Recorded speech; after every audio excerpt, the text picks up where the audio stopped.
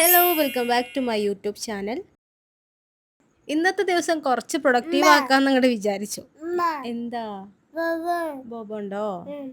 ഞാൻ voice over കൊടുക്കുമ്പോൾ എൻ്റെ മോന് കിയോ എൻ്റെ അടുത്തുണ്ട് കേട്ടോ. അപ്പോൾ ഈ വീഡിയോയിൽ ഓൻ്റെ സൗണ്ട് കേൾക്കാൻ ചാൻസ് ഉണ്ട്. രാവിലെ തന്നെ ഞാൻ എൻ്റെ ഈ റൂം ഒന്ന് ക്ലീൻ ചെയ്യാണ്. തലേന്ന് രാത്രി ഇരുന്ന് വർക്ക് ചെയ്തതിൻ്റെയാണ് ഈ കാണുന്നത്. ക്ലീനിങ് പരിപാടി ഫസ്റ്റ് ചെയ്താൽ തന്നെ ഒരു സമാധാനമാണ്. ഈ വർക്കിന് വേണ്ടിയിട്ട് ഞാൻ യൂസ് ചെയ്യുന്ന ഐറ്റംസ് കാണിക്കാം. ഇതാണ് എൻ്റെ A3 പ്രിന്റർ. പിന്നെ ഇത് ലാമിനേഷൻ മെഷീൻ ആണ്. ഇതിന്റെ ഷീറ്റ് ഒന്നും ഇപ്പം എൻ്റെ കയ്യിലില്ലാത്തതുകൊണ്ട് യൂസ് ചെയ്യൽ കുറവാണ്. ഇതാണ് ഞാൻ പുതിയതായിട്ട് വാങ്ങിച്ചിട്ടുള്ള സ്കൈ കട്ട് മെഷീൻ. ഇതിന്റെ റിവ്യൂ ഒക്കെ ഞാൻ ഉടനെ തന്നെ ഇടാട്ടോ. കഴിഞ്ഞ മാസം എൻ്റെ കസിന്റെ നിക്കാഹായിരുന്നു. ഓളെ കേക്കുമേലുള്ള ഫ്ലവേഴ്സ് ആണ്. എനിക്ക് പിന്നെ ഇങ്ങനത്തെ സാധനങ്ങളൊക്കെ ആവശ്യമാണെന്ന് പറഞ്ഞുകൊണ്ട് ഉമ്മ അതൊക്കെ എടുത്ത് വെച്ചിട്ടുണ്ടായിരുന്നു. അതൊക്കെ ഒന്ന് കഴുകി വൃത്തിയാക്കിയിട്ട് ഇതുപോലെ എടുത്ത് വെച്ചിട്ടുണ്ട്. ഇനി എന്തെങ്കിലും ഹാമ്പേഴ്സ് ഒക്കെ ചെയ്യുമ്പോൾ അതിൽ വെക്കാലോ. ജനലിന്റെ ഒരു സൈഡിൽ ഫ്ലവേഴ്സ് മാത്രമാണ് കേട്ടോ. പലതും പല ഷോപ്പിൽ നിന്ന് വാങ്ങിയതാണ്. ഇങ്ങനെ ഒരുപാട് ഫ്ലവേഴ്സ് കാണാൻ തന്നെ നല്ല ഭംഗിയല്ലേ. എനിക്ക് ഭയങ്കര ഇഷ്ടമാണ്. ഇന്നൊരു PR പാക്കേജും കൂടി അൺബോക്സ് ചെയ്യാനുണ്ട്. ന്യൂട്രിയാരോ എന്ന് പറഞ്ഞിട്ടുള്ള ഒരു ഇൻസ്റ്റഗ്രാം പേജിൽ നിന്ന് അയച്ചതാണ് ഈ ഐറ്റംസ്. ബേബി ഫുഡ് ഐറ്റംസ് ആണ് മെയിൻ ആയിട്ടുള്ളത്. ഇവര് ഹോം മെയ്ഡ് ആയിട്ടാണ് ഈ ഐറ്റംസ് എല്ലാം മേക്ക് ചെയ്യുന്നത്. ഫസ്റ്റ് എന്ന് പറഞ്ഞിട്ടുള്ള കൂപ്പൺ കോഡ് യൂസ് ചെയ്തിട്ട് ഈ നമ്പറിൽ കോൺടാക്ട് ചെയ്ത് കഴിഞ്ഞാൽ അവർ ഡിസ്കൗണ്ട് പ്രൈസിൽ നിങ്ങൾക്ക് പ്രൊഡക്റ്റ് തരും. ഇന്ന് ഇത്രയും ഐറ്റംസ് നമുക്ക് കൊറിയർ അയക്കാനുണ്ട്. ഇതൊക്കെ തലേന്ന് രാത്രി ഇരുന്ന് വർക്ക് ചെയ്തതാണ് കേട്ടോ.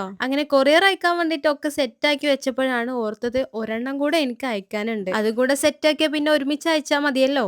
അങ്ങനെ ഉറങ്ങിക്കിടന്ന പൈസനൊക്കെ കുത്തിപ്പൊക്കിയിട്ട് സ്റ്റിക്കറിന്റെ വർക്ക് ചെയ്യിപ്പിക്കാണ് കേട്ടോ. സ്റ്റിക്കേഴ്സിന്റെ വർക്ക് ചെയ്യാൻ കുറച്ച് എഡിറ്റിംഗ് ആവശ്യമുള്ളതുകൊണ്ട് തന്നെ ഞാൻ ആ ഭാഗത്തേക്ക് വല്ലാണ്ട് അങ്ങോട്ട് ഇല്ല. തീരെ ഇല്ലാന്നല്ല കേട്ടോ, ഓരോന്നായിട്ട് ഞാൻ പഠിച്ചു വരുന്നതേ ഉള്ളൂ. ചേൽ എന്ന് പറഞ്ഞിട്ടുള്ള ഒരു ഇൻസ്റ്റഗ്രാം പേജിന്റെ ലോഗോ സ്റ്റിക്കേഴ്സ് ആണ് ഇപ്പൊ ചെയ്യുന്നത്. അപ്പൊ അതിന് വേണ്ടിട്ട് ആദ്യം തന്നെ സ്റ്റിക്കേഴ്സ് ഒക്കെ ഒന്ന് പ്രിന്റ് ചെയ്തിട്ടുണ്ട്. അപ്പൊ ഇങ്ങനെ കസ്റ്റമൈസ്ഡ് ആയിട്ട് നമ്മൾ ലോഗോ സ്റ്റിക്കേഴ്സ് ഒക്കെ ചെയ്ത് കൊടുക്കുന്നുണ്ട് കേട്ടോ. ആർക്കെങ്കിലും വേണമെന്നുണ്ടെങ്കിൽ സ്ക്രീനിൽ ഞാൻ എന്റെ വാട്സ്ആപ്പ് നമ്പർ കൊടുക്കാം, അതിൽ മെസ്സേജ് അയച്ചാൽ മതി. ഇതിപ്പോ സ്റ്റിക്കർ ഷീറ്റിലാണ് ഞാൻ പ്രിന്റ് ചെയ്തിട്ടുള്ളത്. ഇങ്ങനെ യൂസ് ചെയ്യണമെന്നുണ്ടെങ്കിൽ നമ്മൾ കത്രികയായിട്ട് ഇങ്ങനെ കട്ട് ചെയ്യണം. അതിലേറെ നല്ലത് ഈ സ്കൈ കട്ട് മെഷീനിൽ ഇട്ട് കഴിഞ്ഞാൽ നമ്മൾ സ്റ്റിക്കേഴ്സ് ഒക്കെ എങ്ങനെയാ യൂസ് ചെയ്യുന്നത് അതുപോലെ തന്നെ യൂസ് ചെയ്യാം കേട്ടോ. ലൈക്ക് പീൽ ചെയ്യുക, പേസ്റ്റ് ചെയ്യുക.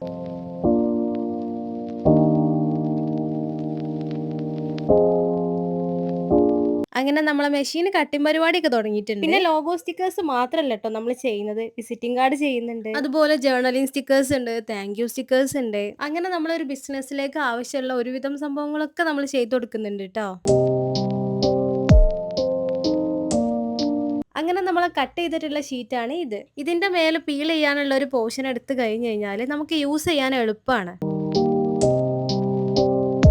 അപ്പൊ നമ്മളെ കട്ട് ചെയ്തിട്ടുള്ള ഫൈനൽ പ്രൊഡക്റ്റ് ഇതാണ്. ഇനി ഇത് നമുക്ക് സിമ്പിൾ ആയിട്ട് യൂസ് ചെയ്യാം.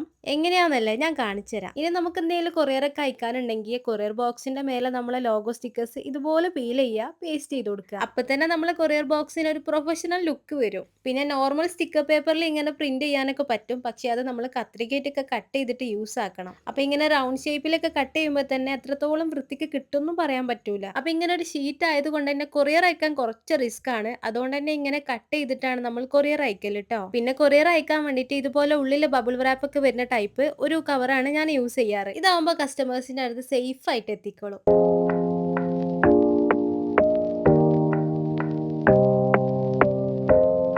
അങ്ങനെ നമ്മൾ പാക്കിംഗ് പരിപാടിയൊക്കെ ഇങ്ങനെ നടന്നുകൊണ്ടിരിക്കുകയാണ്.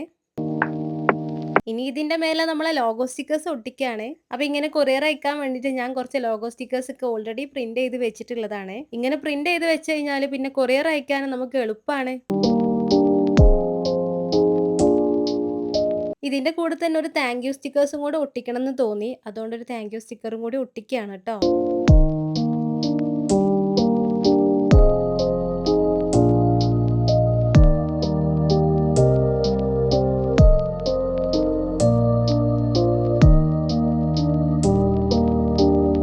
ഇനിയുള്ള ടാസ്ക് അഡ്രസ്സ് എഴുതലാണ്. യൂഷ്വലി ഞാൻ അഡ്രസ്സൊക്കെ പ്രിന്റ് ചെയ്യലാണ്.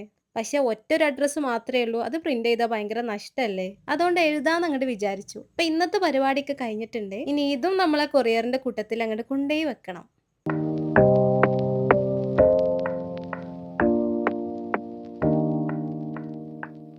അങ്ങനെ അൽഹംദുലില്ലാ ഇതൊക്കെയാണ് നമുക്കിന്ന് കൊറിയർ അയക്കാനുള്ളത് കേട്ടോ. 2 കവറൊക്കെ ഒപ്പിച്ചിട്ട് കൊറിയറൊക്കെ അതിലിടാനാണ് പ്ലാന്. കാരണം പുറത്ത് നല്ല മഴയാണ്. പിന്നെ അത് മാത്രമല്ല സ്കൂട്ടിമേലാണ് ഇപ്പൊ പോണത്. അതുകൊണ്ട് തന്നെ സ്കൂട്ടിമേന്ന് എങ്ങാനും വീണ് പോയാലോ. നമ്മളെ കസ്റ്റമേഴ്സ് നമ്മളെ വിശ്വസിച്ച് ഏൽപ്പിച്ചതല്ലേ, അപ്പൊ അവർക്ക് ഇങ്ങോട്ട് എത്തിക്കണല്ലോ.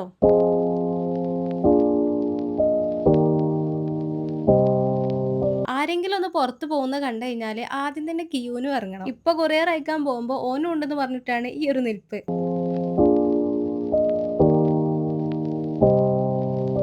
ഈ കൊറിയർ പാക്കേജ് ഒക്കെ അയക്കുന്നത് DTDC വഴിയാണ് ട്ടോ.